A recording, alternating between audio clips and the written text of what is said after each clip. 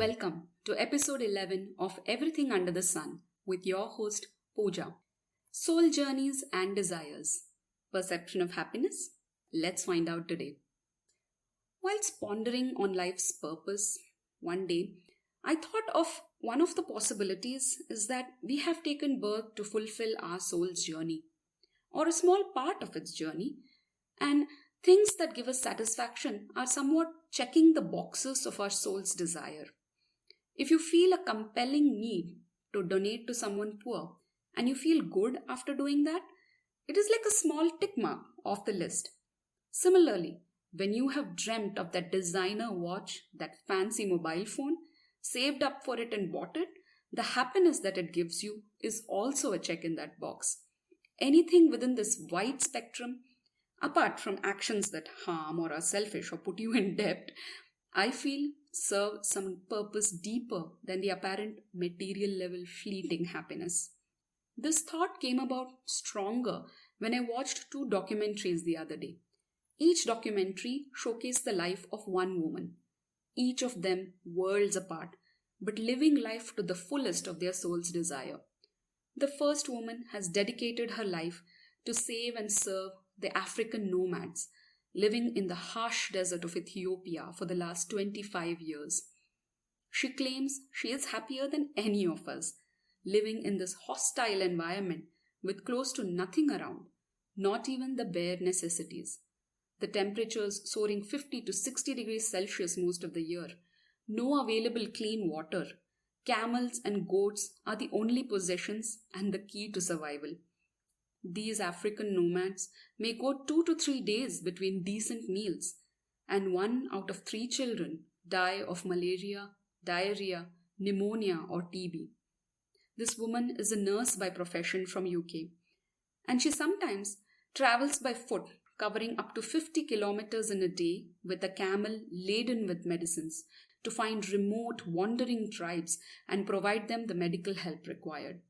She feels young and walks with a leap in her step like a 16-year-old, a truly inspiring personality full of energy.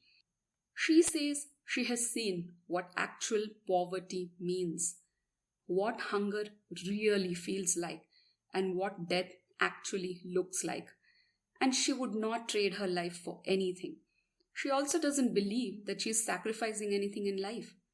She wishes everyone could live and experience her way of life and experience the happiness in it. She is fit as a fiddle at 59 and she can walk 10 hours a day in the sand in the desert to find remote tribes and save some lives in this massive desert. This documentary really made me stop. I paused the video and I thought about it. With so many people now turning towards minimalism, whole plant-based vegan lifestyles, people preferring to leave high-end jobs in plush cities to move into tiny self-sustained houses with solar energy and rainwater. Are we looking at happiness in the wrong places? Is possessing very little completely liberating?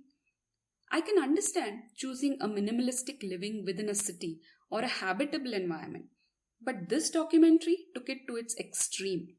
A place that is inhospitable, extremely harsh, no drinking water, no lush trees, hardly any rain, wandering the nothingness of the desert with possessions that can fit on a camel's back. No permanent houses, just makeshift tents. And what struck me was, this woman looked genuinely at peace and satisfied. The genuineness was apparent in the video. She did not seem to be just talking philosophy. She is living it.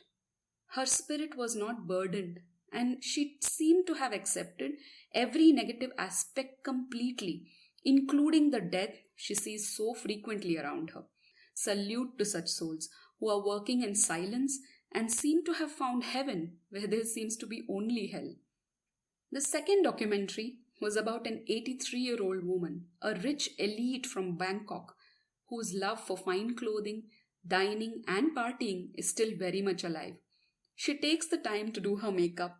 Her team helps her with the designer clothes and expensive accessories, and even at that age, she's a well-known socialite in her city. She grew up in a rich family wealth coming in from her grandmother. She has not known any other way of life. After her husband passed away, she now lives alone in her plush apartment with her pet dog and the support team and caregivers. Her apartment is filled with antiques collected over the years at high-end auctions. She loves her life, and even at that age, she doesn't want to stop. I admired her spirit. She came out as an honest, kind person who just loves her life, and by God's grace has the means to live it large. She acknowledges that she is privileged, but why should that make her feel guilty for living her life the way she wants? She too had a genuineness about her that is not deniable. This cute 83-year-old, well-dressed old woman going out for parties, slow dancing with grace, giving interviews, doing photo shoots, aware of her age, yet instead of retiring out of the public view, she chooses to stay very much inside, inspiring in her own way. The discussion here is not about morals and society inequality. These documentaries got me wondering about the soul's journey. We sometimes refer to someone as an aged soul. What does that mean?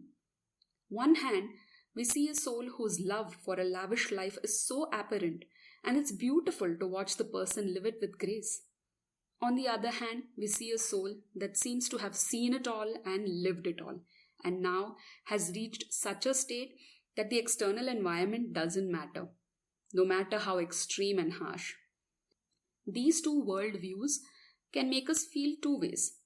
We can feel petty and useless looking at the woman missionary working to save lives, and we could feel jealous of the socialite and her privileged life. Which one is true? I believe none of these feelings are true. Contrast exists for a reason. Contrast reveals to us our soul's journey. These extreme ways of life showed me what my soul may want. And I say may want because I haven't reached that clarity yet. But this contrast helps me moderate and reveals the path for my inner peace. Let me explain. Both these lives are realities, and both are also vantage points to shift our perception. Our so-called morality forces us to judge people. We all look at Mother Teresa as an angel or a saint. But how many of us are willing to follow her footsteps? There is a saying in the Marathi language about the great King Shivaji, the warrior king who fought valiantly his entire life for freedom from the Mughals and the British. The saying goes like this: yes, we wish another Shivaji to be born, but in the neighbor's house. This is to say, we know the sacrifices he and his family had to make for independence. We would love to watch, but not get involved. And then we also look at the rich and the elite, and we wish we had the privileges and the opportunities they have. We also say, if I get rich, I will donate more, unlike this person. I will do a lot of social service and enjoy my life as well. By now, you get where I'm going with this, I hope. See, none of this matters because none is superior to the other. All these scenarios and realities are valid and perfect in their own way. So ask yourself, what excites you more? Stop and listen to your soul's wishes. If it is social service and a minimalistic life, go for it wholeheartedly. If it's earning money and partying hard, then do it. Of course, be wary of not hurting others or bulldozing people around. And also be wary of not judging people too soon. Addictions and habits that hurt us, I truly believe, are not part of the soul's journey. But then, what do I know? Isn't it fascinating to observe how each soul chooses to live this life on earth?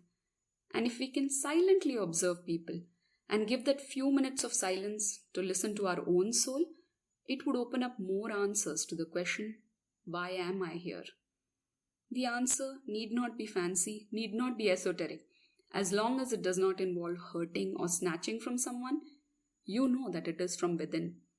We all spend a lot of time on the internet. I would encourage you to try and search for documentaries like these. Observe how different people, tribes and nomads around the world live. How is their life experience?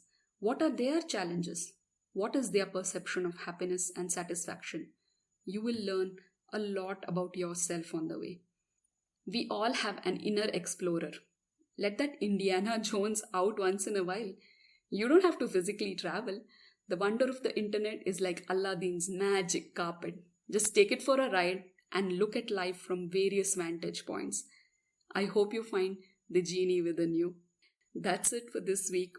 Take care and loads of love. Bye from your host Pooja.